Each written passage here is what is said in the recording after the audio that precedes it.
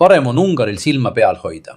12. aprillil toimuvad riigis valimised. Orban, peaminister, kes on valitsenud juba 16 aastat, võib viimaste küsitluste kohaselt kaotada. Orbani Ungariat on viimastel aastatel iseloomustanud väga ebamugav positsioon nii Ukraina konflikti kui ka Euroopa Liidu suhtes üldiselt. Praegu on just Ungari blokeerinud Euroopa Liidu 90 miljardi suuruse laenu. Miks? Vaidlus Družba üle.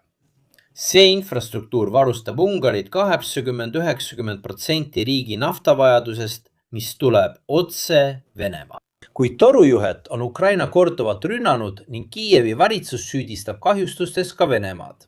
Tulemuseks on see, et alates jaanuarist pole torujuhe kasutatud. Ungari nõuab, et torujuhe parandataks, kuid see oleks vastuolus Kiievi strateegiaga, mille eesmärk on Venemaa energiaressursside ekspordi ründamise kaudu selle majandust nõrgestada. Orbani valimisrivalil Magyaril on lepitavam seisukoht ülejäänud Euroopa Liiduga.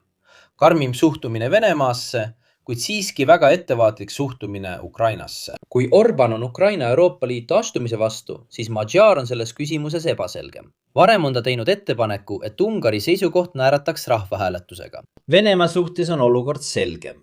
Orban ja tema valitsusmeeskond on säilitanud tihedad sidemed Kremliga. Mõned infolekked paljastavad isegi, et Ungari välisminister on varem jaganud Venemaaga tundlikku teavet Euroopa Liidu ministrite kohtumiste kohta. Magyar on seevastu näidanud üles suuremat soovi Kremlist eemanduda, toetades selget vabanemist energiasõltuvusest.